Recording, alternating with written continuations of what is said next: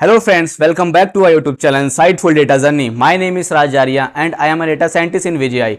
So आज का हमारा टॉपिक है वेरिएबल्स इन पाइथन। तो आज हम जानेंगे कि हम कैसे एक वेरिएबल क्रिएट करें और क्यों हमें इसे क्रिएट करें। तो चलिए शुरू करते हैं। What is variable? अगर हम वेरिएबल को आसान भाषा में समझे तो आप समझ सकते हैं, मान लीजिए एक कंटेनर है, खाली कंटेनर, और जो भी इसमें हम कोई भी हम चीज़ में स्टोर करते हैं, मान लीजिए, तो वो एक वैल्यू है। उसे हम एग्जांपल से समझते हैं। यहाँ पर एग्जांपल आपको शो हो रहा होगा पीछे। मान लीजिए एक बॉक्स है, ये की वेरिएबल है, और बाकी जो ये teddy bear, shirt and football है, ये कोई वैल्यू है या फिर कोई डेटा टाइप है जिसमें हम इसको स्टोर करेंगे। वेरिएबल क्या करेगा? बेसिकली इनको अपने अंदर स्टोर करेगा। ये हमारी अलग अलग वैल्यूज हैं या अलग अलग डेटा टाइप्स हैं, उनको अपने अंदर स्टोर करेगा। तो अभी तक हमने जाना कि वेरिएबल होता क्या है। तो अब हम वेरिएबल क्रिएट करेंगे, लेकिन उससे पहले मैं आपको एक बात बताना चाहता हूँ। एक बहुत ही कूल थिंग है पाइथन की कि हमें इसमें अपने वेरिएबल को डिक्लेयर नहीं करना पड़ता। उसे हम कोई भी किसी भी डेटा टाइप में हम यूज़ कर सकते हैं। अगर आप बाकी कंपेटिटिव लैंग्वेज की बात करें, दूसरी लैंग्वेज की बात करें, तो उसमें आपको अपने वेरिएबल्स डिक्लेयर करने पड़ेंगे कि वो कौन से डेटा टाइप के हैं, लेकिन पाइथन में ऐसा हमें नहीं करना पड़ता। तो चलिए एग्जांपल से देखते हैं। जैसे first of all we create a variable called name. पहले हम नेम एक वेरिएबल क्रिएट करेंगे, then we create second variable age. अब देख सकते हैं आप, पहला वेरिएबल जो है वो मेरा है स्ट्रिंग।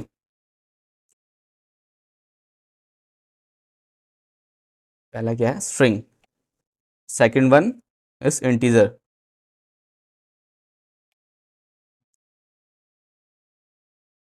इसको प्रिंट करते हैं।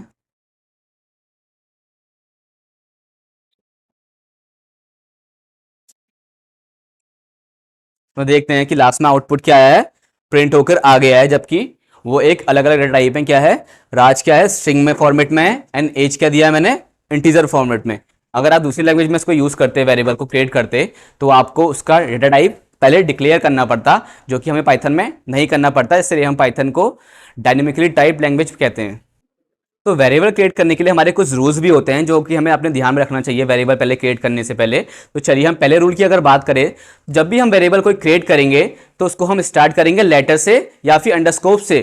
तो हम एग्जांपल करके देखते हैं इसको। पहले first of all we create a name, one variable राज।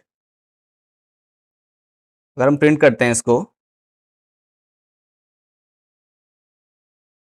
देख सकते हैं आउटपुट आ गया, यानी कि हमारा वेरिएबल का जो रूल है अभी सेम है, क्योंकि हमने उसको लेटर के साथ स्टार्ट किया है। अब इसको हम अंडरस्कोप के साथ स्टार्ट करके देखते हैं। पहले वेरिएबल को क्रिएट करते हैं, वेरिएबल अंडरस्कोप नेम।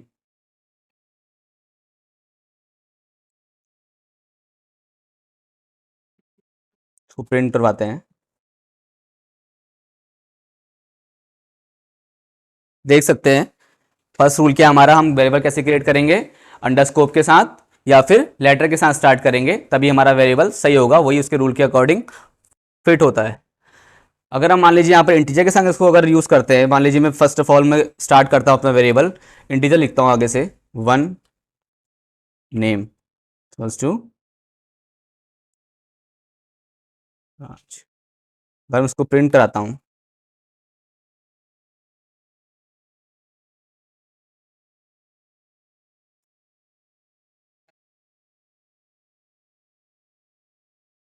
इसको रन करते हैं कोड को, देख सकते हैं इन्हें क्या दिया है? लास्ट में एरर दिया है। एरर क्या दिया है?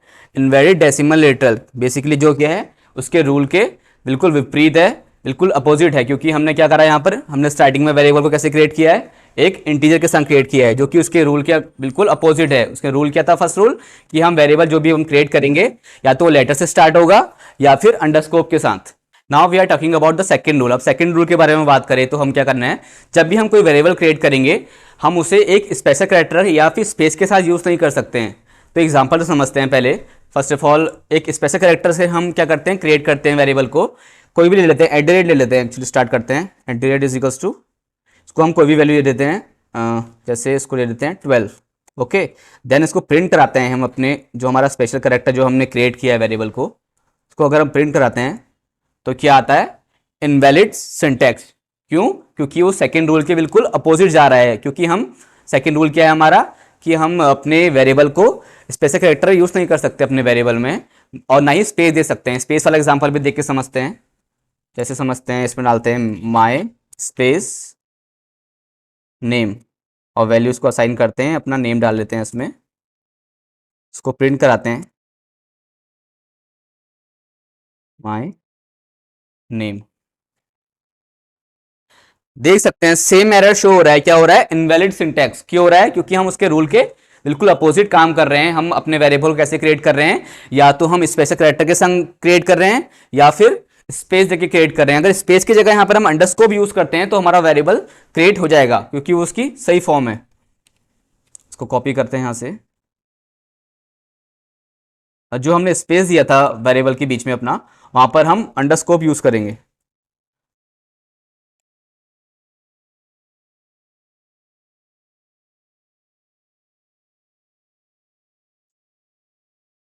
देख सकते हैं आउटपुट में प्रिंट होकर आ गया। इसका यानी इसका मतलब क्या हुआ कि हमारा वेरिएबल बिल्कुल अपने रूल के अकॉर्डिंग बिल्कुल सही काम कर रहा है, क्योंकि हमने यहाँ पे स्पेस के बदले क्या किया है? अंडरस्कोर यूज किया है। Now we discussing about the second rule, avoids keywords और रिजर्वर्स। अब कीवर्ड्स और रिजर्वर्स होते क्या हैं, तो चलिए इनको देखते हैं पहले, फिर बताएंगे आपको इन्फॉर्म अच्छे से कि कीवर्ड्स होते क्या हैं। पहले इनको हमको कॉल करते हैं कि ये कीवर्ड्स हैं क्या। इसको हम कॉल करते हैं हेल्प कीवर्ड्स, इसको रन कराते हैं। तो बेसिकली ये कुछ 35 नेम्स है जो यहाँ पर आउटपुट में आए हैं। ये रिजर्वर्स कीवर्ड्स होते हैं। बेसिकली ये बिल्ट इन कीवर्ड्स होते हैं जो कि पाइथन में बिल्ट इन होते हैं अंदर। ये हमें काफ़ी यूजफुल होते हैं जब अपने प्रोग्राम्स बनाते हैं या कुछ भी हम बनाते हैं। इसके बारे में हम आगे बात करेंगे, लेकिन हम इन्हें यूज़ नहीं कर सकते एज अ वेरिएबल। ये कुछ 35 कीवर्ड्स होते हैं। आप इनको हेल्प कीवर्ड्स के द्वारा आप इनको पढ़ सकते हैं आराम से। इसको ये शो हो जाएगा आउटपुट में। तो उसमें से हम कुछ कीवर्ड्स उठाते हैं, जैसे कि हम यहाँ से ले लेते हैं नन ले लेते हैं, ट्रू ले लेते हैं। अगर हम ऐसा ट्रू कोई वेरिएबल क्रिएट करते हैं, ट्रू इज इक्वल्स टू, फिर इसको वैल्यू असाइन कर देते हैं 45, देन वी प्रिंट ट्रू। तो क्या कह रहा है? Can not assign to true. क्यों? बिकॉज क्यों? क्योंकि उसके रूल के बिल्कुल अपोजिट काम कर रहा है, क्योंकि हम किसी भी कीवर्ड को या रिजर्व वर्ड को एज अ वेरिएबल यूज नहीं कर सकते। अगर हम यूज करते हैं तो वो क्या देगा? एरर शो करेगा, वो हमारा वेरिएबल क्रिएट नहीं होगा, वो वैल्यू वहां पर स्टोर नहीं हो पाएगी। ये हमारे कुछ 35 कीवर्ड्स हैं जिसको हम एज अ वेरिएबल यूज नहीं कर सकते। अगर आप इनको देखना चाहते हैं तो आप इन्हें हेल्प कीवर्ड्स द्वारा टाइप करके आउटपुट में आपको ये सब शो हो जाएंगे। Now we discussing about the fourth rule. Fourth rule क्या है हमारा? बेसिकली आपको क्या करना है, कोई भी वेरिएबल जब आप क्रिएट करेंगे तो एक मीनिंगफुल नेम चूज करें, ताकि आपको बाद में कंफ्यूजन ना हो। जब अपना प्रोग्राम दोबारा आप देखें तो आपको उसमें कंफ्यूजन ना हो। मान लीजिए मेरा प्रोग्राम है, उसमें मैंने कुछ हम प्रोडक्ट्स के बारे में बात करा है, लेकिन मैंने एज अ वेरिएबल असाइन किया है ए या बी या सी, कोई भी हम वेरिएबल्स को असाइन करते हैं, तो मुझे हो सकता है बाद में उसे अंडरस्टैंड करने में प्रॉब्लम हो, समझने में उसे प्रॉब्लम हो। अगर हम मीनिंगफुल नेम उसको यूज़ करते हैं तो हमें समझने में क्या होगा? आसानी होगी। तो हम समझते हैं, एग्जाम्पल करते हैं। फर्स्ट ऑफ ऑल क्रिएट करते हैं एक वेरिएबल माय प्रोडक्ट। इसमें हम कोई भी प्रोडक्ट डाल लेते हैं। इसमें बेसिकली बाइक डाल लेते हैं, देन इस प्राइस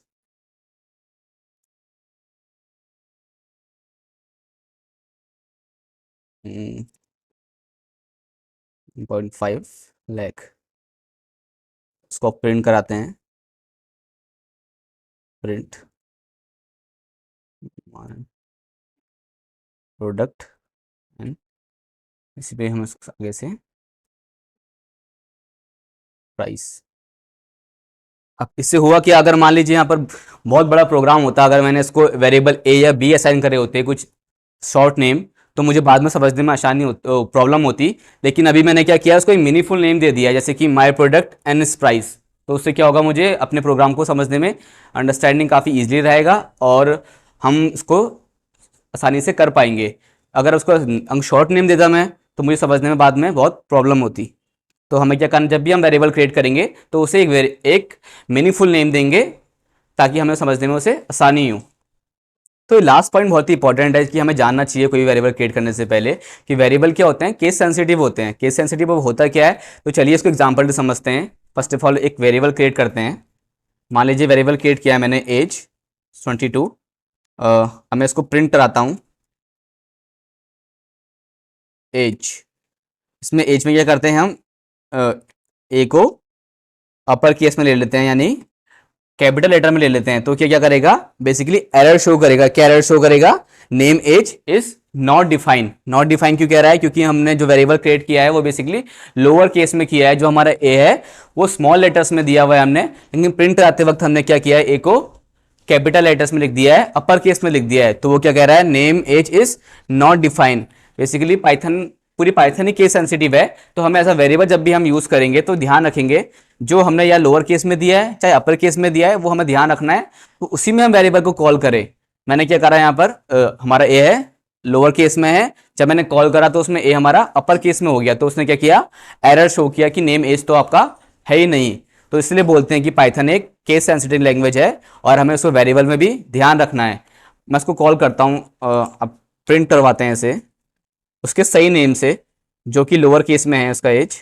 तो इसने क्या करा, एज शो कर दी। तो आप वेरिएबल क्रिएट करते हुए ध्यान रखें कि पाइथन जो है एक केस सेंसिटिव लैंग्वेज है और जो हमने रूल्स पढ़े हैं उसको ध्यान में रखते हुए आप अपने वेरिएबल्स क्रिएट करें ताकि आपको अपने प्रोग्राम्स बनाने में कोई डिफिकल्टीज ना आए। So if you like my video and my content, so like share and subscribe और अपने उस दोस्त को शेयर करें जो कि पाइथन सीखना चाहता है। And see you in next video guys, thank you.